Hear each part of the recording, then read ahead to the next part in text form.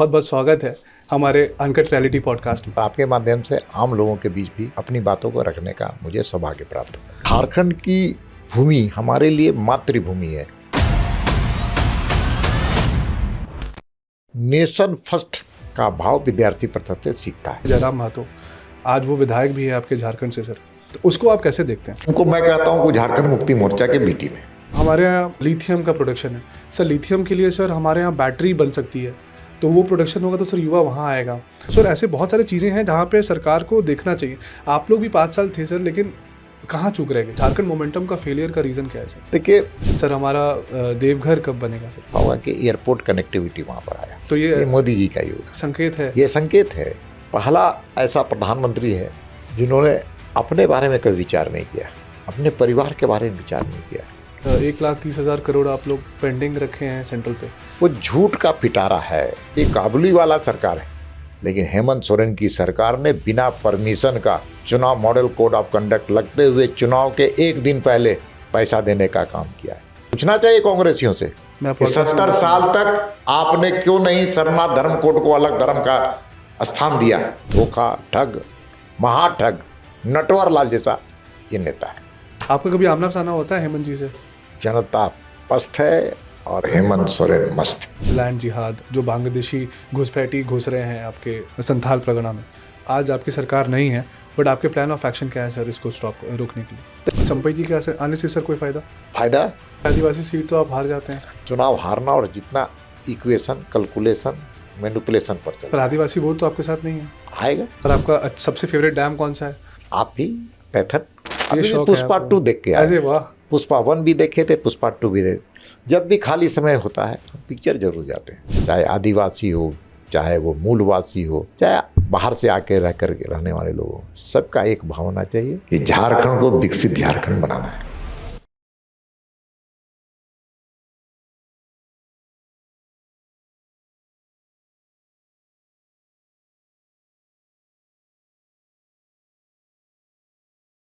मुश्किलें हैं राहों पर हौसला है बुलंद। हर झारखंड वासी करते हैं हर जंग प्रचंड। आज हमारे साथ, मैं बोल सकता हूँ अभी तक पूरे पॉडकास्ट में हमने जितने भी एपिसोड्स करे, आई एम ब्लेस्ड कि आज हमारे साथ राज्यसभा सांसद जी हैं, हमारे साथ हैं। झारखंड भाजपा के पूर्व प्रदेश अध्यक्ष और वर्तमान में सहप्रभारी बिहार, आज हमारे साथ दीपक प्रकाश जी हैं। सर जोहार और आपका बहुत बहुत स्वागत है हमारे अनकट रियलिटी पॉडकास्ट में। जी धन्यवाद। मेरी ओर से भी आपको पूरी ढेर सारी शुभकामनाएं। Sir thank you so much कि आपने हमारे टाइम को एक्सेप्ट करा, और मुझे पता था आपका सेशन चल रहा है, बट फिर भी आप हमारे स्टूडियो आए सर, हमारे लिए ब्लेसिंग है सर। ये मेरे लिए सौभाग्य का विषय है कि आपके साथ रूबरू करने का भी हमको अवसर मिला, और आपके माध्यम से आम लोगों के बीच भी अपनी बातों को रखने का मुझे सौभाग्य प्राप्त हुआ। बिल्कुल सर, जैसे अभी आपने बोला आम लोगों के बीच, जब मैं झारखंड में जाता हूँ और आज भी जब लोग और आपके कार्यकर्ता कहते हैं कि हमारे प्रदेश अध्यक्ष हमसे जुड़े हुए हैं, ऐसा लगता है कि बीच में कोई दीवार नहीं है, हम डायरेक्ट हैं उनसे। तो वो सर रीज़न क्या है आपके कनेक्शन का? ये प्रारंभिक जीवन, जिसको हमने अपने जीवन में सामाजिक मूल्यों का ख्याल रखने का काम किया, संवेदनशीलता के साथ राजनीति करने का प्रयास किया, और झारखंड की भूमि हमारे लिए मातृभूमि है, और उसकी सुगंध और सौगंध खा करके अपने जीवन को अर्पित करते हुए वहाँ के लोगों के लिए राजनीति करने का हमने प्रयास किया है। और कार्यकर्ता मेरे लिए देवता है, देवतुल्य है, और कार्यकर्ता के बिना कोई भी संगठन आगे नहीं बढ़ सकता है। और भारतीय जनता पार्टी का कार्यकर्ता तो अनमोल है, अनमोल रत्न है, और उस रत्न की पहचान और पारखी हर संगठनकर्ता को करना चाहिए। सर जैसे आपने बहुत यंग एज में ज्वाइन करा, एज अ स्टूडेंट लीडर आप आए, उसके पहले मैंने देखा 13 साल की उम्र से ही आपको एक संघ से जुड़ने का अवसर मिला। तो सर ये इंस्पिरेशन कहाँ से आया, वो भी झारखंड जैसे ऐसे प्रदेश में जो आज भी लोग मुश्किल से लोग जानते हैं? ये बाल्यकाल मेरा जमशेदपुर में गुजरा, और जमशेदपुर में मेरे पिताजी पब्लिक प्रोसिक्यूटर थे, सरकारी वकील थे, और सामने का मैदान आम बगान मैदान जिसे कहते हैं, वहाँ शाखा लगती थी। और जब शाखा लगती थी तो बचपन से ही वहाँ के शाखा में लोगों को आना जाना, लोगों को देशभक्ति के भाव को सुनना और सुनाना, इन चीज़ों से मैं बहुत प्रेरित होते हुए मैंने 1973 में ही संघ की शाखा जाने का काम प्रारंभ कर दिया था।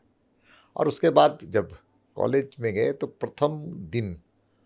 प्रथम वर्ष में हमने अखिल भारतीय विद्यार्थी परिषद हमारे जीवन का एक प्रेरणापूर्वक संगठन बनने का काम हमारे जीवन में आया और मैं उसको बहुत ईमानदारी पूर्वक, निष्ठापूर्वक देश के लिए नौजवानों की भूमिका, विद्यार्थियों की भूमिका, ऐसे हमने विद्यार्थी परिषद के से सीखने का काम किया। आज मैं जो भी हूँ उसमें विद्यार्थी परिषद की बहुत बड़ी भूमिका है।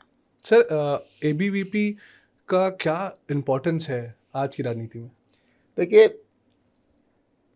अखिल भारतीय विद्यार्थी परिषद एक ऐसा छात्र संगठन है जो ज्ञान, चरित्र, एकता पर आधारित है। वह देश के लिए जीने का, वो प्रेरणा का संगठन है। एक सैद्धांतिक अधिष्ठान को लेकर के आगे बढ़ने वाला नौजवानों, छात्रों का संगठन है। इसलिए जब आता है कोई विद्यार्थी परिषद में तो उसके लिए नेशन फर्स्ट का भाव विद्यार्थी परिषद से सीखता है। इसलिए विद्यार्थी परिषद एक राष्ट्रवादी छात्रों का संगठन है जो आज का छात्र, आज का नागरिक इस भाव को भरते हुए देश प्रेम और सांस्कृतिक राष्ट्रवाद की प्रेरणा देने का काम करता है। मैं एक आपसे, पता नहीं आप इस पे कैसे रिएक्ट करेंगे, बट हर एक उम्र के नौजवान आपसे कनेक्ट करते हैं, चाहे वो 20 साल का हो, 25, 30, 40, सब सोचता है, सबको ऐसा लगता है कि वो आपसे कनेक्ट कर चुका है। देखिए, मैंने कई पीढ़ियों के साथ काम किया है।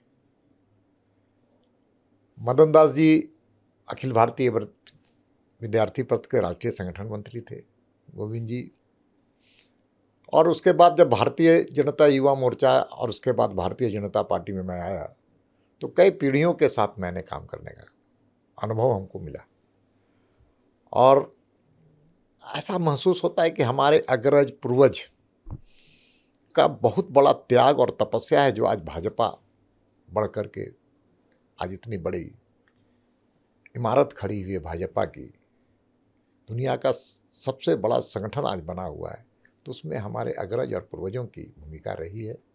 इसलिए अपने अग्रजों के साथ भी काम करने का आनंद आ रहा है। और नौजवानों के साथ मैं जानता हूं कि नौजवान के बिना, युवा के बिना कोई भी राष्ट्र, देश, समाज आगे नहीं बढ़ सकता है। इसलिए पूर्वजों, अग्रजों के साथ काम करने का अनुभव और नौजवानों के साथ मिलकर के एक राजनीति को प्रदूषण मुक्त राजनीति बनाने का संकल्प।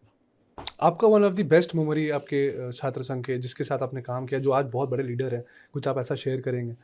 ऐसे कई प्रसंग हैं।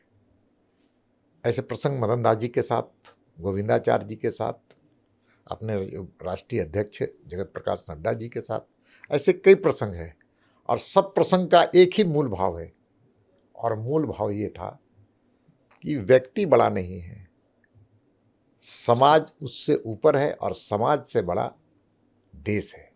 ये सब प्रसंगों का सार यही होगा।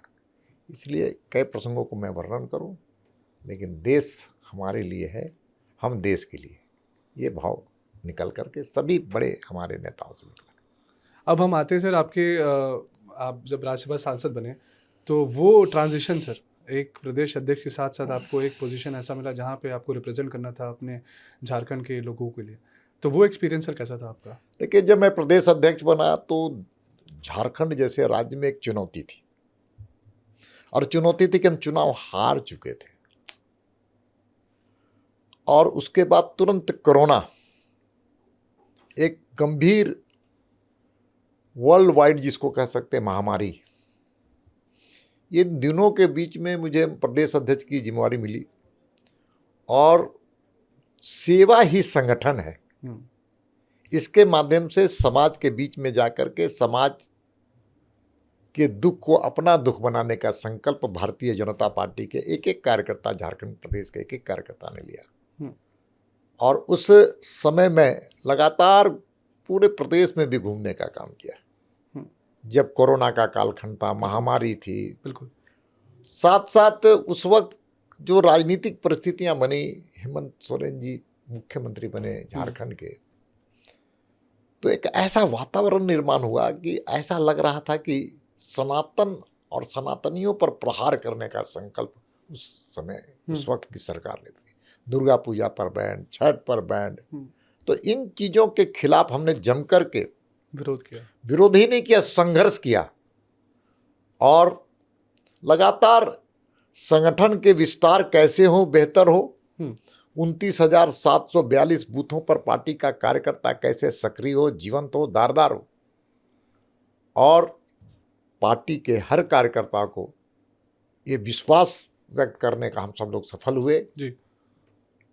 कि ये सरकार के खिलाफ संघर्ष अगर कोई कर सकता है तो भारतीय जनता पार्टी का कार्यकर्ता ही कर सकता है। और इसलिए उस वक्त संघर्ष का दौर चला, किसानों के पक्ष में, नौजवानों के पक्ष में, युवाओं के पक्ष में, महिलाओं के पक्ष में, बांग्लादेशी घुसपैठियों के पक्ष में, के विरोध में, बांग्लादेशी घुसपैठियों के विरोध में, और तमाम जो जन विरोधी नीतियां थी राज्य की सरकार के, भ्रष्टाचार के बड़े बड़े काले कारनामे, घोटालों का एक बड़ा पैमाना पूरे प्रदेश में फैला हुआ था, उसके खिलाफ हमने लड़ने का काम किया। और बस मुझे खुशी इस बात की, हर कार्यकर्ता हमसे ज़्यादा बेहतर परिणाम देने का काम किया आंदोलन में। ये हमारे लिए जीवन का सबसे बड़ी पूंजी है। जब आपने विधानसभा घेराव किया था उस टाइम निश्चित तौर पर आप कल्पना कर सकते हैं कि एक जो लोकतंत्र का मंदिर है, लोकतंत्र के मंदिर विधानसभा है राज्य का, और उस विधानसभा में नमाज पढ़ने की स्पेशल प्रावधान किया गया था। पूरा प्रदेश उद्वेलित था।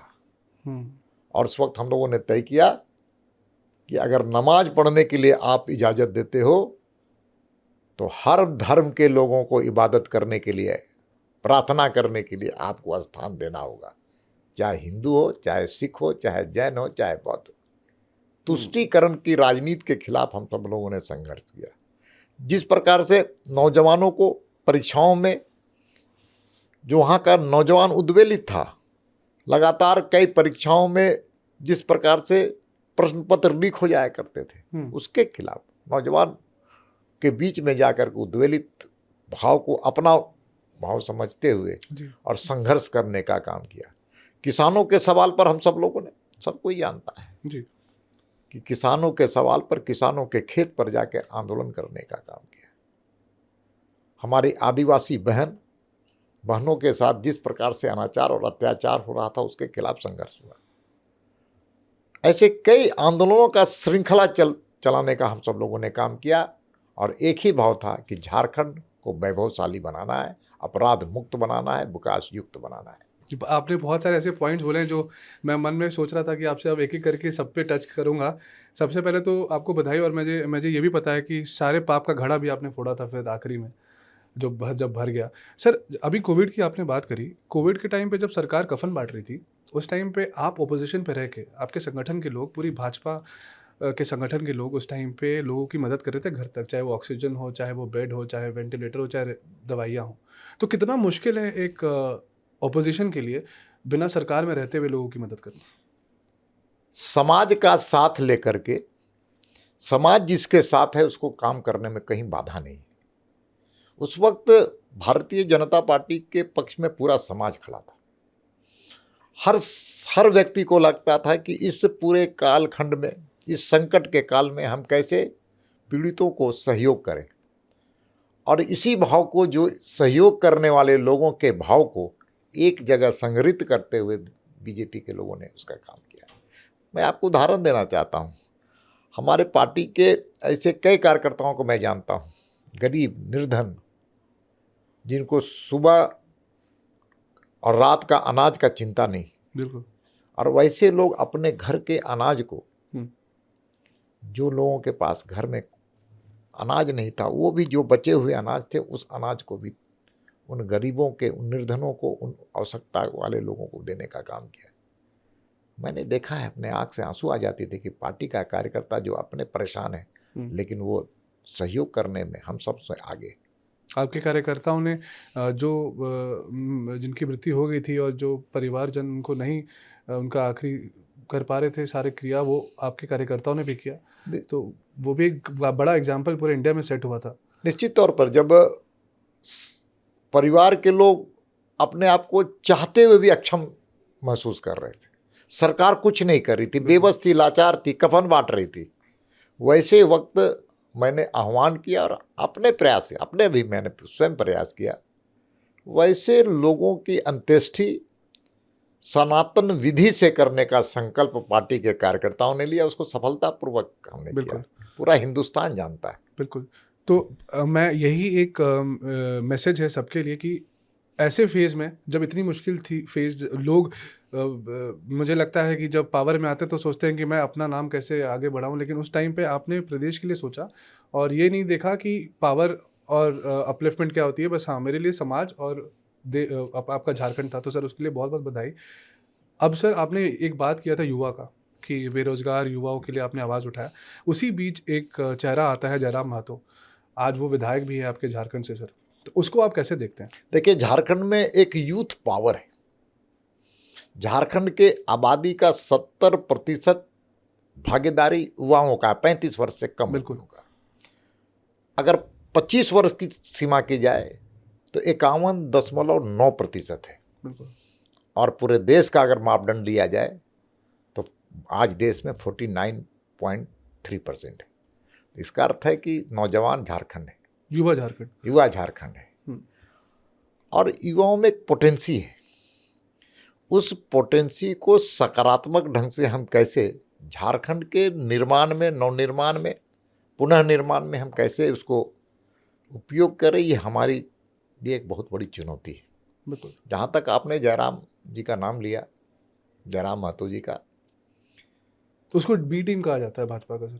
देखिए, उनको मैं कहता हूँ कि झारखंड मुक्ति मोर्चा के बी टीम है।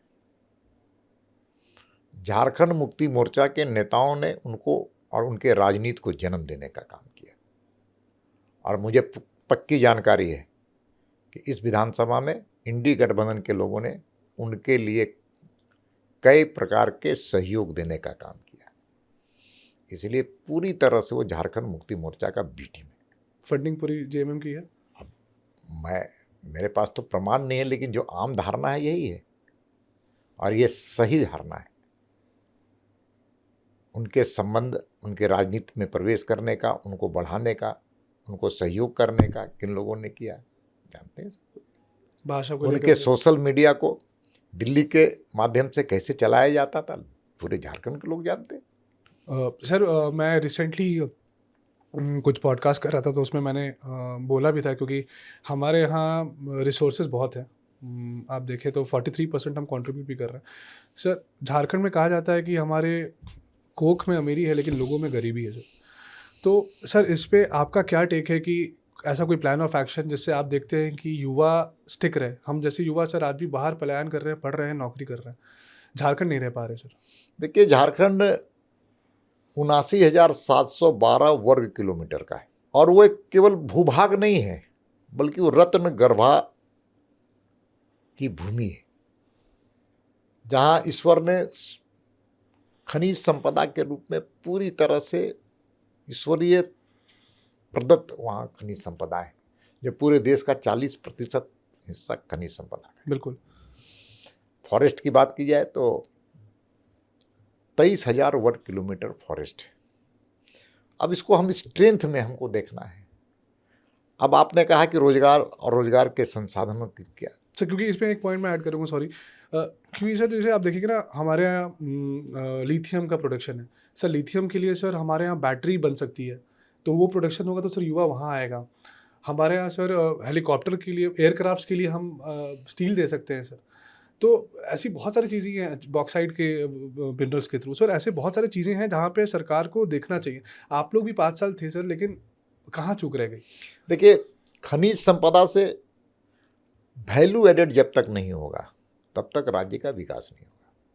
वहाँ पर खनिज संपदा है, जमीन धरती के नीचे झारखंड बहुत ही अमीर है, लेकिन धरती के ऊपर झारखंड एक गरीब प्रदेश के रूप में जाना जाता है। इसको समझने की आवश्यकता है। एक तो खनिज संपदा जो है हमारी, उसका वैल्यू एडेड होना चाहिए। कोयले से बिजली का उत्पादन दूसरे जगह क्यों हो, झारखंड में हो सकता है। और बिजली का सप्लाई दूसरे प्रदेशों में जा सकता है। इससे प्रदूषण भी बचेगा और बिजली भी कम कीमत में मिलेगी। लेकिन अब आयरन की यही स्थिति है, इसलिए सभी खनिज संपदा का वैल्यू एडेड होना चाहिए।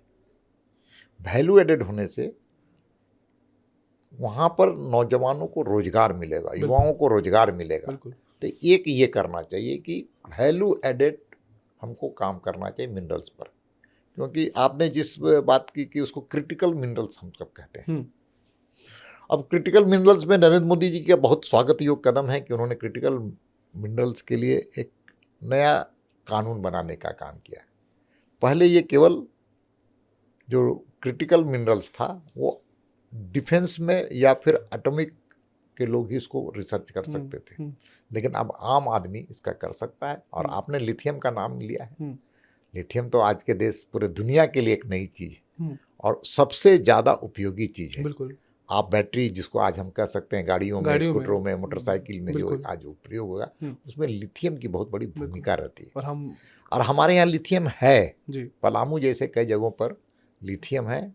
लिथियम का उपयोग ही नहीं हो, लिथियम का वैल्यू एडेड हो, बैटरी वहीं बने। वही आपसे बैटरी जब बनेगी तो उसका उस बनाने वाले का उपयोग में लोग लगेंगे। बिल्कुल। उसको मार्केट जब होगा तो जीएसटी मिलेगा। तो इस प्रकार से राज्य का रेवेन्यू भी बढ़ेगा, लोगों को रोजगार भी मिलेगा। इसलिए मैं बार बार कहता हूं कि केवल मिनरल्स होना ही झारखंड के लिए एक वरदान नहीं है, इसको अभिशाप के रूप में देखा जाना चाहिए। हमारे लिए मिनरल्स केवल नीचे पैदा होता है, लोग लेके चले जाते हैं, लेकिन उससे लाभ झारखंड को नहीं मिल रहा है जी। इसलिए झारखंड को मिनरल बेस्ड स्टेट होने के साथ वैल्यू एडेड करके उसका कैसे उपयोग किया जाए, इसका हमको संभावना में तलाश करना चाहिए। दूसरा है जो हमारे यहाँ प्रकृति ने खनिज संपदा नहीं दिया है, बल्कि प्रकृति ने हम सब लोगों को एक ऐसा वरदान दिया है जो सुंदरता का है, सौंदर्यता का है। देखिए, मैं झारखंडी हूँ, मैं मूलवासी हूँ। मैं झारखंड के हर एक गाँव तक, हर एक प्रखंडों तक घूमने का काम किया है। मैं झारखंड की चीज़ों को बहुत नज़दीक से जानता हूँ। इसलिए केवल खनिज संपदा से ही राज्य का विकास होगा ऐसा मेरा मानना नहीं है, बल्कि राज्य में एक ऐसी संभावनाएं हैं वो टूरिज्म का है। बिल्कुल, मैं इस पे आने वाला था। और टूरिज्म के माध्यम से राज्य के राजस्व को बढ़ाया जा सकता है, लोगों को रोजगार दिया जा सकता है, और दुनिया तो आज टूरिज्म का है। बिल्कुल सर। इस पर सरकार, कोई भी सरकार हो, कैसी भी सरकार हो, किनकी भी सरकार हो, उसको टूरिज्म को हम कैसे आगे बढ़ाएं, इसका भी हम सब लोगों को ध्यान में रखना चाहिए। सर, टूरिज्म से तो मैं माइथन डैम पे आऊँगा कि मेरे सबसे नज़दीकी माइथन डैम है। वहाँ पे स्पोर्ट्स हॉस्टल भी बना था जब हमारा वाटर गेम्स हुआ था, इंडिया का सबसे पहला वाटर गेम्स। स्पोर्ट्स हॉस्टल आज भी सड़ रहा है सर। मैंने कोविड के टाइम पे डीसी साहब को लिखा भी था कि जो स्पोर्ट्स हॉस्टल है उसको आप एटलीस्ट आप कोविड सेंटर बना दो ताकि वहाँ पे लोग रह सके। इतनी अच्छी व्यवस्था है वहाँ पे, बट ठीक है। बट सर, जैसे आपने बताया कि टूरिज़्म के ऊपर आपने बात करी, तो झारखंड मोमेंटम से रिलेटेड, क्योंकि अगर वो इंडस्ट्रीज आती तो हो सकता था टूरिज़्म बढ़ता, तो सर झारखंड मोमेंटम का फेलियर का रीज़न क्या है सर? देखिए, मोमेंटो झारखंड जो था वो एक अच्छा और सकारात्मक प्रयास था।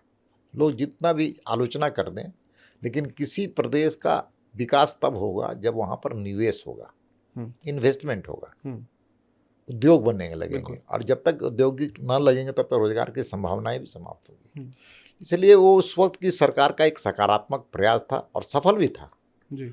ऐसे कई इंडस्ट्री जो बिना जमीन अधिग्रहण के उद्योग लगा करके वहाँ पर लोगों को रोजगार देने का काम किया था। लेकिन दुर्भाग्य है कि बाद में जो सरकारें आई और जो आज हैं, वो उन चीज़ों को, उन सिद्धांतों को, उन चीज़ों को व्यवहारिकता में ले नहीं पाए और केवल आलोचना में ही लगे रहे। हम आपको उदाहरण देना चाहिए, अरविंद मिल वहाँ पर आया, अरविंद के लोग आए, वहाँ रेडीमेड गारमेंट्स का बहुत बड़ा, लेदर स्टेक होल्डर्स आए जी, लेकिन सब लोग चले गए। इसलिए निवेश करने के लिए अच्छा माहौल बनाना, लोगों को आमंत्रित करना, उसके अनुसार नीति बनाना और उसके आधार पर राज्य की विकास की संभावनाओं को तलाश करना, यह सरकार का प्रयास होना चाहिए था। उस वक्त की सरकार ने यह काम किया। सर, एक और चीज़ आपसे पूछूंगा, जैसे सर टूरिज़्म पे ही बात करेंगे, काशी कॉरिडोर बना सर, विश्वनाथ कॉरिडोर, सर हमारा देवघर कब बनेगा सर? हम सब सौभाग्यशाली हैं कि प्रधानमंत्री जी बाबा के दरबार में आए, देवघर आए, आकर के दर्शन किए, पूजा अर्चना किए और बाबा का आशीर्वाद भी लिए। हमारे लिए देवघर केवल एक मंदिर नहीं है, बल्कि हम सब लोगों के लिए आस्था का केंद्र बिंदु भी है। संभावनाएं हैं, इसीलिए आपने देखा होगा कि एयरपोर्ट कनेक्टिविटी वहाँ पर आया। तो ये मोदी जी का योगदान संकेत है, ये संकेत है।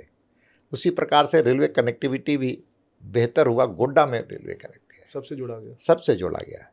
वहाँ पर पूरे तरह से connectivity, railway connectivity, road connectivity, air connectivity, और साथ साथ आपने देखा होगा कि एम्स, ऐसे कई प्रधानमंत्री ने वहाँ प्रयास किया कि बाबा का आशीर्वाद पूरे प्रदेश को मिले। इसके लिए उन्होंने एक उदाहरण पेश करने का काम किया प्रधानमंत्री जी ने। तो मतलब आने वाले समय में कुछ अच्छे न्यूज़ मिलने वाले हैं हमें। हर दिन मोदी जी के शासन में मोदी है तो मुमकिन है, इसलिए हर दिन हर प्रयास, सफल प्रयास प्रधानमंत्री जी करते हैं। और झारखंड पर तो उनकी विशेष निगाह है और वो विशेष हम लोगों पर कृपा भी है। Sir as a person, as a team leader वो कैसे हैं? आप इतनी बार उनसे मिलते हैं। देवतुल्य हैं। मैं जब जब मिलता हूं तो हमारे रोंगटे खड़े हो जाते हैं। एक पॉजिटिव एनर्जी है। जीवन उनका सिर्फ देश के लिए। पहला ऐसा प्रधानमंत्री है जिन्होंने अपने बारे में कभी विचार नहीं किया, अपने परिवार के बारे में विचार नहीं किया। इसलिए आप जब जब मिलिएगा तब तब एक नई प्रेरणा का उनसे एक प्रकाश कुंज निकलता है, उसको ग्रहण करने की जरूरत है। इसलिए हमारे लिए तो देवतुल्य है। आप इमोशनल हो रहे हैं। अब वो ऐसे महान पुरुष बड़े, हमारे लिए तो बहुत बड़े देवतुल्य हैं। आप अटल जी के साथ भी काम किए हैं? निश्चित तौर पर अटल जी के साथ हम दोनों में क्या? अटल जी के साथ मैं 2 दिन गुजारने का काम किया। एक तो कालाहंडी में 1980 में जब अकाल पड़ा था तो अटल जी के साथ बहुत ही बाल्यकाल में, हमारी उम्र थी, विद्यार्थी परिषद का कार्य करता था, उनके साथ जाने का अवसर मिला और 2 दिन हमने कालाहंडी में उनके साथ बिताने का काम किया है। और वो रोचक प्रसंग मैं कहना चाहूँगा, अटल जी बड़ी संवेदनशील व्यक्ति हैं। मनोरंजन उनके साहित्यिक के जीवन का उनकी अभिरुचि रही है। कवि हैं, अच्छे कवि हैं। जब कालाहंडी जा रहे थे तो पूरे जैसे आम नेता, आम कार्यकर्ता, आम लोगों की तरह उनका व्यवहार बड़ा स्वाभाविक व्यवहार था। लेकिन वहाँ पर जो घटना देखा उन्होंने, नरकंकाल हम लोगों ने देखा, और नरकंकाल देखने के बाद अटल जी ने, जब उनके चेहरे में उदासी, मायूसी, और उन्होंने रात का भोजन नहीं किया। वो जिस गेस्ट हाउस में बाहर घूमते रहे, और जब हम लोग जाकर के पूछे कि आप जाकर सो जाइए, तो उन्होंने कहा ये कैसा देश है जी, देश की इतनी लंबे समय तक आज़ादी होने के बाद भी लोग बिना अनाज के लोग अपने जीवन को जीवन उनके लिए अपने आप को बचाना मुसीबत हो गया। तो अटल जी का व्यक्तित्व तो बहुत बड़ा था सर। लेकिन अभी मैं देख रहा हूँ सर, मोदी जी की बातों पे आपके आंखों में आंसू। मतलब अपने नेता के लिए मैं पहली बार देखा किसी को कि एक कनेक्शन दिख रहा है सर, कि आपका एक कितना स्ट्रॉन्ग कनेक्शन है मोदी जी के साथ। मोदी जी हैं, अमित शाह जी हैं। धारा 370 35 ए को खत्म करना कोई छोटी बात है क्या? 3 तलाक जैसे विषयों पर गंभीरता से, महिलाओं को अधिकार केवल बोलना नहीं बल्कि देने का काम करना, मजबूती से। गांधी जी ने सपना देखा था स्वच्छता का, मोदी जी ने स्वच्छता अभियान चलाकर पूरा किया। पूरा ही नहीं किया बल्कि घर घर शौचालय बनाने का काम किया। बहनों के लिए गैस के कनेक्शन घर घर तक पहुंचाए, शुद्ध जल घर तक पहुंचे, इसकी कल्पना। तो मोदी जी और अमित शाह जी 2 ऐसे व्यक्तित्व हैं जो हमारे जीवन के लिए आदर्श हैं। अब सर इसमें क्या ही बोले, बट हाँ सर आपका एक कनेक्शन है वो दिखता भी है, और अच्छी चीज़ है सर कि ये आपने नेता का एक रिस्पेक्ट बहुत बड़ी चीज़ है जो आज भी आप उसको रखते हैं, और इसीलिए आप लोग जैसे बताते हैं संगठन सबसे ऊपर है, और संगठन की जो डिसिप्लिन है वो दिखती है सर। अब सर झारखंड की बात करेंगे सर, जैसे मोदी जी की ही बात चल रही है, तो सर ऐसे कुछ 3 या 5 पॉइंट जो झारखंड को मिलने वाले हैं। झारखंड को अलग राज्य बना तो देने वाला भारतीय जनता पार्टी और अटल बिहारी वाजपेयी। अगर केंद्र में अटल जी की सरकार नहीं रहती तो अलग राज्य नहीं बनता, कुछ पार्टी के नेताओं के लिए और कुछ पार्टियों के लिए तो राजनीतिक सौदेबाजी थी अलग राज्य का, लेकिन कमिटमेंट भारतीय जनता पार्टी का था। अगर अटल जी की सरकार या मोदी जी की सरकार नहीं रहती तो दुमका में रेलवे नहीं जा पाता, संथाल परगना देख नहीं पाता, हजारीबाग में रेलवे नहीं जा सकता, इसलिए रेलवे कनेक्टिविटी बढ़ी। सड़कों की जो हालत बदहाल थी उसको अगर किसी ने ठीक किया तो मोदी जी की सरकार ने किया। वहाँ की बिजली की हालत जर्जराई हुई थी, केंद्र के सहयोग से, केंद्र के पैसे से वहाँ बिजली की हालत ठीक हुई है। इतना ही नहीं, नक्सल सबसे बड़ी समस्या थी झारखंड की। भारत के यशस्वी प्रधानमंत्री मोदी जी और भारत के गृह मंत्री सम्मानित अमित शाह जी के प्रयास से आज लगभग झारखंड नक्सलवाद से मुक्त है। नक्सल मुक्त झारखंड की तरफ बढ़ा गया। केवल एक दो जिले को छोड़ दीजिएगा तो सारे प्रदेश में नक्सल मुक्त है। तो विकास की किरणें अगर पहुंची है तो केंद्र सरकार के सहयोग से, और केंद्र की सरकार अपना और पराये का ख्याल नहीं रखती। रघुवर दास की सरकार जब थी उससे ज़्यादा पैसे हेमंत सोरेन की सरकार को देने का काम किया। ये है प्रतिबद्धता झारखंड के प्रति भाजपा की केंद्र की सरकार का। बट सर, हेमंत जी कह रहे हैं कि 1,30,000 करोड़ आप लोग पेंडिंग रखे हैं सेंट्रल पे। वो झूठ का पिटारा है। तो खुलेआम को इतना झूठ। मैंने बहुत गंभीरता से इस चीज़ों का अध्ययन किया है। मैं तो उनको आमंत्रित करता हूं, उनके पदाधिकारी को, सरकारी पदाधिकारी को आमंत्रित करता हूं कि थोड़ा आप डिटेल लेकर के मेरे पास आइए। मैं भी केंद्र सरकार से आपके आग्रह को भेजने का काम करूंगा। वो कह रहे हैं हम नहीं। झूठ का पूरा मैं जानता हूं ना। वो कांग्रेस के सरकार के समय में जमीन का पैसा है, थोड़ा है, 30,000 करोड़ रुपया। वो कब का है? कांग्रेस के शासन का। वो कब का है? जब शिबू सोरेन कोयला मंत्री थे तब का। अच्छा। और उस पर ब्याज जोड़ते जोड़ते काबुली वाला की तरह 1,36,000 करोड़ बना दिए। अरे भाई, थोड़ा मांगना था तो कांग्रेस के समर्थन से आपकी सरकार चल रही है, थोड़ा कांग्रेस के बारे में बता दीजिए। आपके पिताजी जो हमारे लिए भी श्रद्धेय के माननीय शिबू सोरेन जी के कोयले के मंत्री के समय का, थोड़ा उल्लेख कीजिए ना। मैं तो उनको दावत देता हूँ, आइए, आप उनके पदाधिकारी हैं, कोई नेता लेकर के आए, हम भी केंद्र की सरकार से आपकी बातों करें। लेकिन काबुली वाला मतलब समझते हैं ना? काबुली वाला मतलब 1 रुपये का 1,000 बना देना, काबुली वाला, इसी को काबुली वाला। तो ये काबुली वाला सरकार है। तो सर, सरकार तो अब ये वापस जीत के भी आए, तो आपके हारने का क्या कारण रहा? उसके कई कारण हैं। मैया सम्मान, निश्चित तौर पे मैया सम्मान योजना का पैसा चुनाव के 1 दिन पहले देना जो नैतिकता से भरा हुआ नहीं था, अनैतिक काम था। आचार संहिता चुनाव के 1 दिन पहले, आज तक दुनिया में ऐसी कोई सरकार नहीं होगी कि मॉडल कोड ऑफ कंडक्ट जब लग जाता है उसके बाद अगर कोई जन उपयोगी चीज़ों के लिए पैसा देना है समाज को, देश के लोगों के लिए, तो चुनाव आयोग से उनको परमिशन लेना पड़ता है। लेकिन हेमंत सोरेन की सरकार ने बिना परमिशन का चुनाव मॉडल कोड ऑफ कंडक्ट लगते हुए चुनाव के 1 दिन पहले पैसा देने का काम किया है। ये नैतिकता है कि अनैतिकता से भरा हुआ है? दूसरा, भ्रम की स्थिति पूरे प्रदेश में फैलाने का काम किया।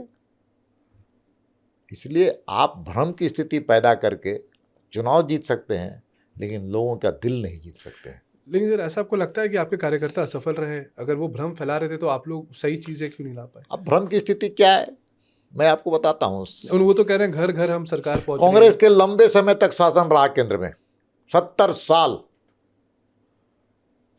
साल कांग्रेसी ने इस देश को लूटने का काम किया, बर्बाद करने का काम किया, समाज को तोड़ने का काम किया, हिंदू मुस्लिम करने का काम किया, तुष्टीकरण की राजनीति करने का काम किया। और उनके समय में सरना धर्म कोड को क्यों नहीं अलग करने की बात आई? आज क्यों आ रहा है? इसलिए आ रहा है भाजपा को नुकसान हो। पर उनका कहना है कि वो तो इनिशिएट किए थे उस टाइम पे भी, हमेशा उन्होंने आवाज 70 साल का कांग्रेसियों का शासनकाल, थोड़ा पूछना चाहिए कांग्रेसियों से कि 70 साल तक आपने क्यों नहीं सरना धर्म कोड को अलग धर्म का स्थान दिया। इसलिए भ्रम की स्थिति पैदा करके आप समाज को बांट सकते हैं, देश को कमजोर कर सकते हैं, लेकिन एक दिन समाज जागेगा, देश जागेगा और आपसे सूद के साथ आपके काले कारनामों को समाज के बीच में ले जाने का काम। Same as Arvind Kejriwal. अरविंद केजरीवाल तो दुनिया का है सबसे बड़ा फरेबी। केजरीवाल तो कांग्रेस को भी पछाड़ करके आगे फरेब जैसा धोखा ठग महाठग नटवर लाल जैसा ये नेता है। आपका कभी आमना सामना होता है हेमंत जी से? हाँ होता है। देखिए राजनीति अपने स्थानों पर, अगर बहुत लंबे समय तक हम भेट नहीं हुई हमारी, लेकिन दोनों अलग अलग चीज़ें हैं, लेकिन कुल मिलाकर वो आज फंसे हुए हैं कांग्रेसियों के जाल में। सर आप रांची में रहते हैं और एक टाइम पे लिस्ट आई थी स्मार्ट सिटीज़ की जिसमें धनबाद भी था, रांची भी सबसे पहले था। तो सर स्मार्ट सिटी सर ये किसकी गलती आप इसमें भी बोलेंगे, सेंट्रल की या स्टेट की? देखिए स्मार्ट सिटी में केंद्र की सरकार ने पूरी तरह से सहयोग देने का काम किया। शहरी विकास मंत्रालय ने पूरे तरह से आर्थिक सहयोग करने का काम किया, लेकिन असली जामा जमीनी धरातल पर पहुंचाने का काम राज्य की सरकार को है। मैं रांची की ही चर्चा करता हूं। रांची में इतने भ्रष्टाचार हुए, एक सिंडिकेट के द्वारा जमीनों को अपने शर्तों के आधार पर खरीद लिया कम दाम में। केंद्रीय मंत्री ने पत्र राज्य की सरकार को दिया, पूरी जांच, लेकिन राज्य की सरकार का जब सरसों में भूत है तो भूत निकालेगा कौन। पूरी तरह से स्मार्ट सिटी के मामले को भ्रष्टाचार की बलि चढ़ाने का काम हेमंत सोरेन की सरकार और उसके प्रशासन में लगे हुए लोगों ने किया है। अभी भी मैं कहता हूँ उसकी जांच सीबीआई से होनी चाहिए। सर बट रांची बदलेगा कब? आज भी लोग बहुत परेशान हैं सर, मतलब पूरा उखड़ा हुआ रोड है, लोग चला ही नहीं पा रहे हैं गाड़ी अपनी। रांची में सर आप खुद रह रहे हैं सर। देखिए रांची शहर एक स्पाइडर नेट की तरह बन चुका है, मकड़े की जाल की तरह। बढ़ती हुई आबादी है और घटती हुई नागरिक सुविधाएं, और इसके पीछे कई कारण हो सकता है, लेकिन एक कारण तो जरूर है कि वहाँ पर जो आज 22-23 लाख लोग रहते हैं वो आज परेशान हैं। बिल्कुल। दोष किसको दिया जाए? आज भी नगर निगम के चुनाव राज्य की सरकार नहीं करा रही है 2 साल से। डर है कि भाजपा आ जाएगी, लेकिन भाजपा आए चाहे जेएमएम आए, लेकिन लोगों को जनप्रतिनिधि मिलना चाहिए, वार्ड कमिश्नर मिलना चाहिए, डिप्टी मेयर मिलना चाहिए, मेयर मिलना चाहिए। नहीं तो भारत की सरकार का जो वित्त आयोग का पैसा है वो नहीं मिलेगा। ये सरकार, राज्य की सरकार को थोड़ी चिंता भी नहीं है सर। ये शायद इस महीने होने वाला, मतलब निश्चित तौर पर अगर वो चुनाव नहीं कराएंगे तो भारत की सरकार की शर्तों के अनुसार, नियमों के अनुसार, पर नियम के अनुसार, कानून के अनुसार पैसे नहीं जाएंगे। पैसे नहीं जाएंगे तो नुकसान किसको होगा? झारखंड की सरकार को होगा। लोग परेशान होंगे, और झारखंड की सरकार से ज़्यादा जनता परेशान होगी। अभी गर्मी आने वाला है, बिल्कुल सर। पानी की बहुत घनघोर समस्या होने वाली है। बिल्कुल अभी से एडवांस प्लानिंग करना चाहिए, लेकिन राज्य की सरकार, जनता परेशान है और शासन खुश है। 3.5 करोड़ जनता आज परेशान है, पूरी तरह से परेशान है। जनता पस्त है और हेमंत सोरेन मस्त है। इससे बड़ा दुर्भाग्य झारखंड के लिए क्या हो सकता है कि जन सुविधाओं पर चिंता कतई हेमंत सोरेन की सरकार का नहीं है। सर अब इसी से क्योंकि मेरे पास एक क्वेश्चन भी आया हुआ था, आपकी सरकार भी थी तब भी वैट कम नहीं हुआ था डीजल और पेट्रोल पे। सर मेनली डीजल की बात करेंगे। सर जो भी माइनिंग क्षेत्र है वहाँ पे अभी भी 30,000 लीटर से ज़्यादा का प्रोक्योरमेंट डीजल का होता है यूपी से, क्योंकि सर यूपी हमारे से 3-4 रुपये कम है डीजल में। राज्य की राजस्व कैसे बढ़े इसकी चिंता नहीं है।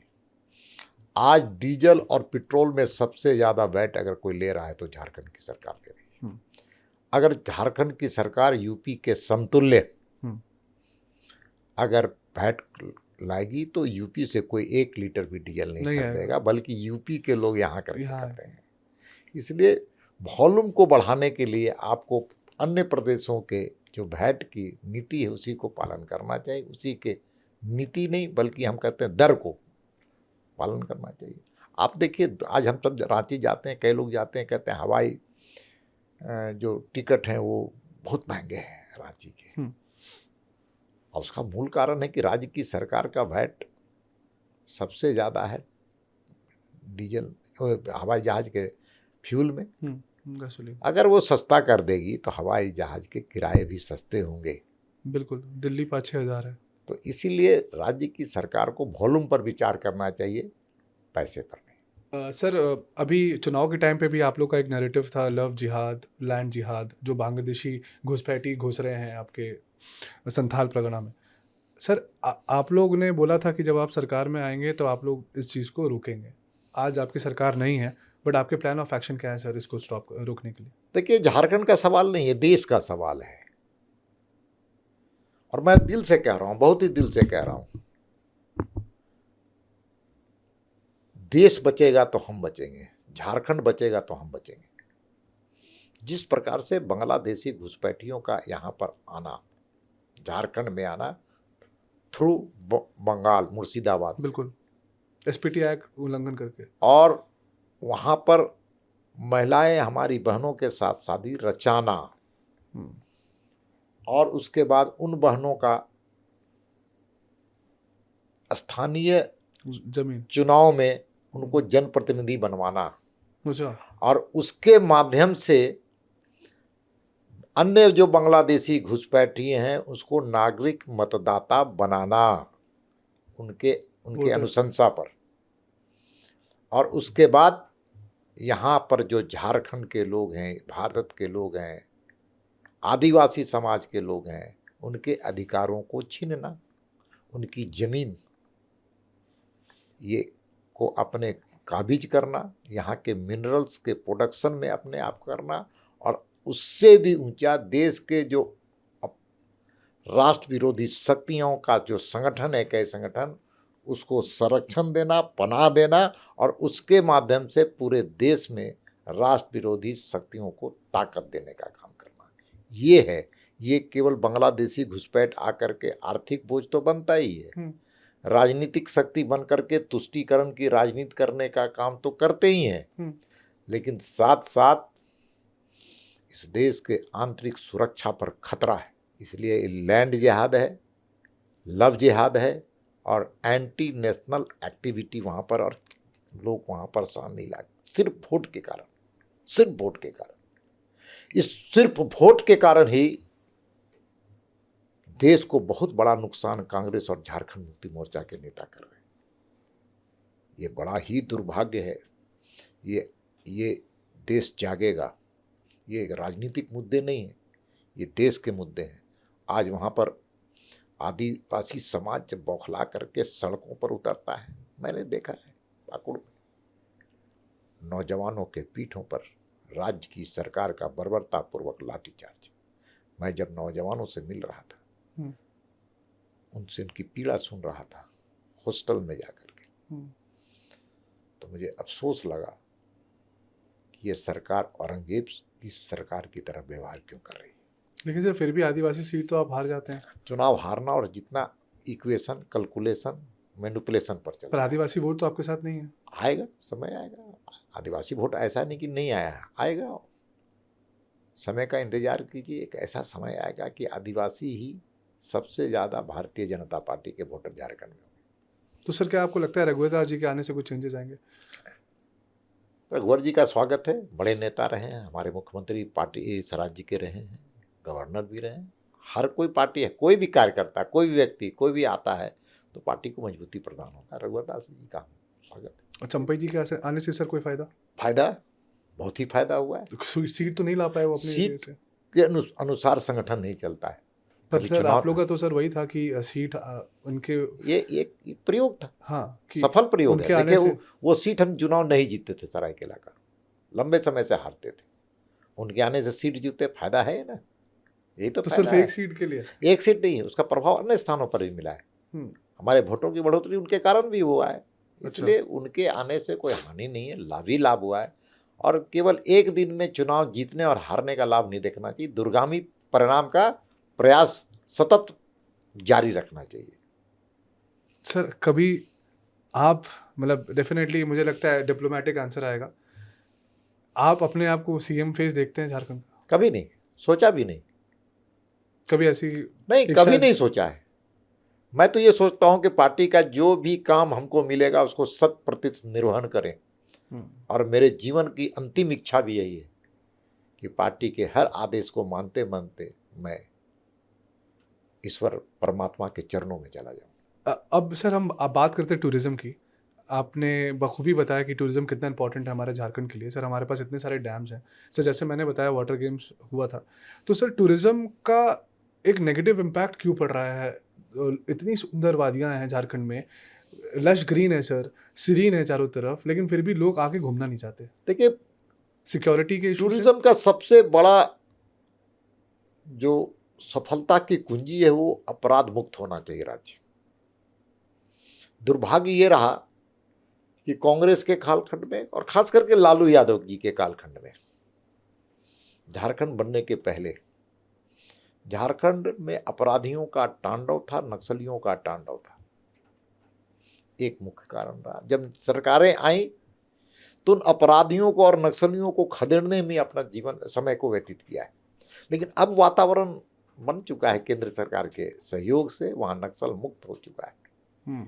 इसलिए टूरिज्म को इको टूरिज्म जिसको हम कह सकते हैं, बिल्कुल नाइट सफारी किया जा सकता है वहाँ बिल्कुल। पर। कई वहाँ पर फॉरेस्ट, नेशनल फॉरेस्ट है। आपका फेवरेट स्पॉट कौन सा है? मेरा तो हजारीबाग मेरा घर है, मैं हजारीबाग का रहना हूँ, हजारीबाग नेशनल पार्क। मैं तो हजारीबाग का मूलतः निवासी हूँ, इसलिए अब जिस जिले का हूँ जहाँ मेरा जन्म हुआ वो तो हमारे लिए फेवरेट है। और आपका सबसे फेवरेट डैम कौन सा है? आप भी मैथन, मैथन। वहाँ पर देखिए, मैथन जा कर के, आप तो वहाँ के रहने वाले हैं, चला मुझे जानकारी मिली, लेकिन मैथन और दूसरा मसानजोर, दो डैम। अच्छा। और एक तो प्रकृति प्रदत्त डैम है जैसा, और वहाँ पर जब मैथन डैम के बीच में जो गेस्ट हाउस है डीवीसी का, उसमें आप रात गुजारिए तो ऐसा महसूस होगा कि एक नई ऊर्जा का संचार होगा, क्योंकि वहीं से माता का मंदिर भी दिखता है, कल्याणश्री मंदिर मजूमदार निवास में। इसलिए वहाँ पर प्रकृति का भी आनंद और माता का आशीर्वाद लेने का भी आनंद है।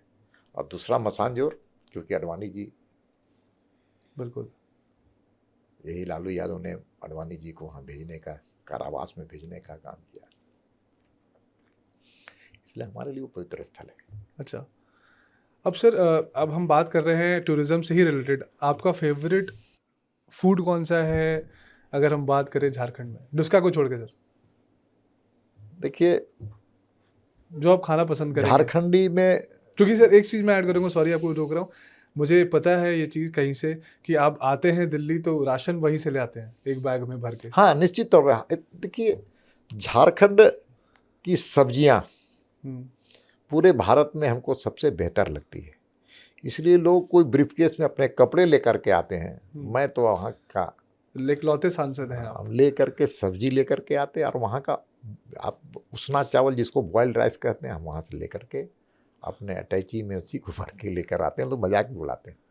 लेकिन हमको जब यहाँ का वहाँ का जब सब्जी खाने का जो आनंद है, ये आपका दिखाता है सर कि आप कितने जुड़े हुए हैं अपने रूट से।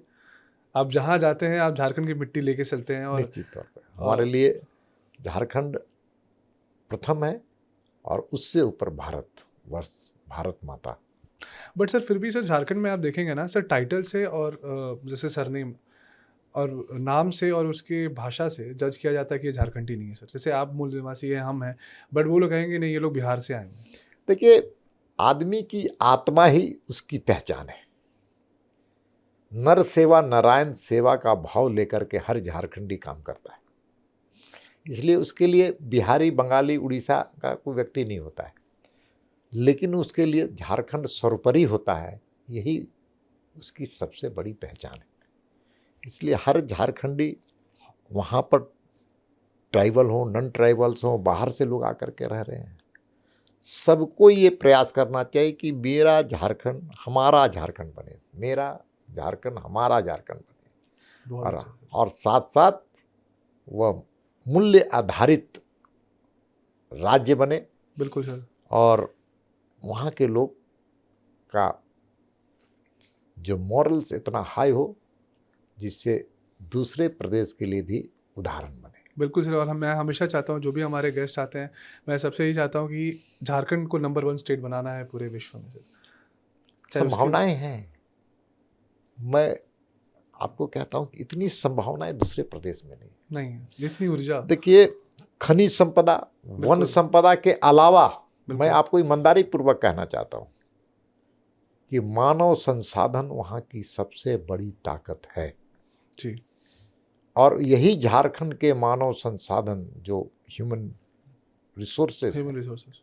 वही रिसोर्सेज दूसरे प्रदेश में जाता है तो उस प्रदेश को बहुत आगे तक ले जाता है। बिल्कुल, इसलिए अपने प्रदेश में रह करके रोजगार सृजन करते हुए अपने प्रदेश को आगे कड़ा बढ़ाने का काम करना चाहिए, जैसा प्रधानमंत्री जी का भी संकल्प है, आत्मनिर्भर भारत। बिल्कुल। तो आत्मनिर्भर झारखंड, विकसित भारत तो विकसित झारखंड, ये भी हम सब लोगों को संकल्प लेकर राज्य को विकसित राज्य की श्रेणी में खड़ा करना है। और उसकी संभावनाएं हैं, आर्थिक रूप से, सामाजिक रूप से, राजनीतिक रूप से, और साथ साथ वहाँ के लोगों के मनोबल की, हमारी बहनों का, भाइयों का, चाहे आदिवासी हो, चाहे वो मूलवासी हो, चाहे बाहर से आके रह कर रहने वाले लोग हो, सबका एक भावना चाहिए कि झारखंड को विकसित झारखंड बनाना है। सर, हम चाहेंगे कि आप लोग हमेशा हमारी आवाज़ को उठाते रहें, क्योंकि आप लोग एक ऐसी पोजीशन में हैं जो जहां आप लोग रिप्रेजेंट कर रहे हैं हम सारे झारखंड वासियों को। सर, एक बहुत बड़ा मुद्दा है जो मैं डिस्कस करना चाहता हूं सर, पूरा धनबाद और झरिया आग से अंदर, अब ज़मीन में आप ही गए हैं, आपने भी देखा है कितने लोग की मौत होती है अवैध कोयले के चक्कर में सर, तो वो सर कब रुकेगा? देखिए, झरिया की समस्या पुरानी समस्या है। झरिया के अंदर दुनिया की सबसे बेहतरीन कोयला है, कुकिंग कोल है। वो हमारे लिए पॉजिटिव चीज़ें हैं, लेकिन नेगेटिव चीज़ें ये हैं, नकारात्मक पक्ष है कि नीचे आग लगी हुई है। नीचे आग लगी हुई है। और कभी भी झरिया का जनजीवन अस्त और व्यस्त भी हो सकता है और आने वाले समय में पस्त भी हो सकता है। इसलिए जो भारत की सरकार की योजनाएं कई बार चली, कई योजनाओं को असफल होते हुए हम लोगों ने देखा है। सर, अभी हमने देखा भी था आपकी राज्यसभा में कि डिजास्टर मैनेजमेंट के लिए मांग किया गया है। देखिए, आपदा राहत का अगर कोई श्रेय किसी एक व्यक्ति को, तो नरेंद्र मोदी जी को। जब गुजरात के प्रधानमंत्री, मैं गुजरात के मुख्यमंत्री के तौर पर उन्होंने शपथ लिया था, कुछ दिनों के बाद ही वहाँ पर बहुत ही जबरदस्त भूकंप आया था। जी। और पहला मुख्यमंत्री ऐसे थे जो आपदा राहत के लिए अलग संवैधानिक व्यवस्था, सरकारी व्यवस्था खड़ा करने का काम किया। उसी का फिर बाद में भारत की सरकार ने आपदा पर काम करने का। जहाँ तक आपका विषय है झरिया का, तो झरिया आज खतरे में है जी, संकट में है, जी, लोग परेशान हैं, उनको रिहेबिलिटेशन अच्छे जगह पर होना चाहिए जी। और रिहेबिलिटेशन पहले, उसके बाद उनका डिस्प्लेसमेंट सर, होना क्योंकि पता है 90% लोग हमारे धनबाद में ये होता है कि सर उनको फीवर आता है, हार्ट अटैक आता है, तो लोग कहते हैं अगर फीवर था हार्ट अटैक से मर गया। लेकिन मैंने ये रिसर्च देखा था और मैं लखनऊ में पीजीआई में रिसर्च कराया, तो सर 90% लोग न्यूमोक्लोसिस से मरते हैं, जो कि लंग्स में इन्फेक्शन की वजह से। हमारे यहाँ सर दिल्ली में कहा जाता है कि दिल्ली का पोल्यूशन 370 350 है, लेकिन हम सेम बीट करते हैं सर धनबाद और कुमारडुबी जैसे अन्य जगहों पर सर। देखिए, मैं आपको 2-3 चीज़ों को उदाहरण देना चाहता हूँ कि जहाँ हमने कहा ना कि हमारे लिए मिनरल्स अगर वरदान है तो अभिशाप भी हैं। बिल्कुल। तो अभिशाप के रूप में प्रदूषण है। कोयला इंडस्ट्री उसका सबसे बड़ा एक मुख्य कारक है। बिल्कुल। और माइनिंग निकालने के, जो माइनिंग प्लान से निकाला जाना चाहिए था, वैसे नहीं निकाला जाने की भी शिकायत है। इसलिए प्रदूषण के मामले में हम बहुत परेशान हैं, पूरा झारखंड परेशान है। मैं आपको उदाहरण देना चाहता हूँ। कोडरमा में एक मिनरल्स मिलता था, उस मिनरल्स का नाम था अबरख। अच्छा। माइका। माइका। दुनिया में सबसे ज़्यादा बेहतर और अच्छा माइका अगर कोई निकालता था तो भारत निकालता था, वो भी झारखंड, वो भी रूबी माइका के नाम से जाना जाता था। बिल्कुल। बैड कंडक्टर के रूप में उसको यूज़ करते थे लोग। और उसमें माइनिंग का जो सिस्टम है वो ठीक चूहे का जैसे होता है, बिल उसी की तरह से। इसलिए कहे वहाँ पर खान का नाम भी बंदर चूहा तो फलना इसी। तो वहाँ पर जो हमारे जो लोग मजदूर जाते थे और वहाँ से माइनिंग करके आते थे, तो एक बीमारी लेकर के 1 महीना काम 1.5 महीना करने के बाद एक बीमारी, उस बीमारी का नाम टीबी था। ट्यूबरकुलोसिस। और वहाँ के व्यापारी, उद्योगपति, खान के मालिक लोगों ने खूब पैसा कमाया। लोगों ने अपनी संपत्ति को मुंबई, दिल्ली, कलकत्ता में ले जा करके एक नया व्यापार करने का काम किया, क्योंकि माइका की डिमांड अब खत्म हो चुकी है। लेकिन मजदूर और मजदूर का आने वाला जो क्योंकि ये जनरेशन है ट्रांसफर होता रहता है, वो आज भी परेशान है। तो वहाँ से माइका का उत्खनन हुआ, लोगों ने पैसे कमाए, उस पैसे को लेकर के दिल्ली, मुंबई में हवेली और कोठी बनाने का काम किया, एक नया व्यापार खोलने का काम किया। लेकिन मजदूर और मुजदिर का जो बच्चा आज भी टीबी से परेशान है। इसलिए हम तो कहते हैं हमारे लिए वरदान है मिनरल्स, तो अभिशाप भी है। सर, आपके खुश रहने का क्या एक मूल मंत्र है जो आप अपने कार्यकर्ताओं को देना चाहते हैं और अपने व्यूअर्स को? अगर ईश्वर ने आपको जीव दिया है, जीवन के रूप में पृथ्वी में लाने का काम किया है, तो हंसते रहिए, हंसाते रहिए और बी पॉजिटिव के भाव से काम करते रहिए और हर काम में अच्छाई ढूंढने का प्रयास कीजिए और हर दुखियारे को अपना समझिए। यही भाव लेकर के काम कीजिएगा, हर समय आपके चेहरे में मुस्कान आएगा। आपके फेवरेट एक्टर कौन है सर? अमिताभ बच्चन। महानायक। अमिताभ बच्चन रहे। और एक्ट्रेस? मीना कुमारी हमने देखा है कई पिक्चरों उस वक्त का। आखिरी बार मूवी कब गए थे सर आप? पिक्चर हमेशा देखते हैं, हमेशा। अभी पुष्पा 2 देख के आए। अरे वाह। पुष्पा 1 भी देखे थे, पुष्पा 2 भी देखे। जब भी खाली समय होता है हम पिक्चर जरूर जाते हैं। सर, एक मैंने पॉडकास्ट किया था सर, तो उसमें सूर्य सिंह बेसरा जी थे, तो वो अपने आप को पुष्पा बता रहे थे कि झुकेगा नहीं। देखिए, व्यक्ति को अपनी प्रतिभा, योग्यता और अपनी पोटेंसी को आंकना चाहिए। ये हमारा लेंथ और स्ट्रेंथ क्या है, फिर बैटिंग करो। और हम क्या कर सकते हैं, क्या नहीं कर सकते हैं, इसका आकलन करना चाहिए। बिल्कुल। तो सर, इसी के साथ मैं एक छोटा सा मैसेज चाहूँगा आप अपने झारखंड वासियों को दें, ताकि आने वाला समय as Deepak Prakash and as Bhajpa का संगठन आप लोग क्या करना चाहते हैं और कैसे बेहतर बना सकते हैं सर झारखंड को? देखिए, झारखंड में भारतीय जनता पार्टी को विपक्ष की भूमिका अदा करने की जनता ने जनादेश दिया है। विपक्ष सकारात्मक रूप से काम हम लोग करेंगे, सकारात्मक भूमिका अदा करें विपक्ष के रूप में, जनता के मुद्दों को लेकर के आगे बढ़ेंगे और सरकार के हर जन विरोधी नीतियों का हमला बोल करेंगे, हमला बोल। क्योंकि भारतीय जनता पार्टी के लिए झारखंड के 3.5 करोड़ जनता सर्वोपरि है। तुष्टीकरण की राजनीति को खत्म करने का हम झारखंड में प्रयास करेंगे। हम भ्रष्टाचार मुक्त झारखंड बनाने का प्रयास करेंगे, विकास युक्त झारखंड बनाने का हम सब लोग प्रयास करेंगे। और झारखंड और झारखंडी बोलने में लोगों को गौरव महसूस हो, ये हम प्रयास करते रहेंगे, अनवरत करते रहेंगे। इसी उम्मीद के साथ, क्योंकि मैं एज अ झारखंडी यही चाहूँगा कि हम एक प्राउड झारखंडी हमेशा रहें। जो हमें टैग लगा है एक कि जहाँ झारखंड से है तो मेड इनके घर में आती होंगी, या फिर आप लोग मेड के लिए आप कॉल कर सकते हो झारखंड। मैं चाहता हूँ वो बंद हो और सर अच्छे चीज़ों के लिए झारखंड को जाना जाए। तो आपके समय के लिए सर बहुत बहुत शुक्रिया।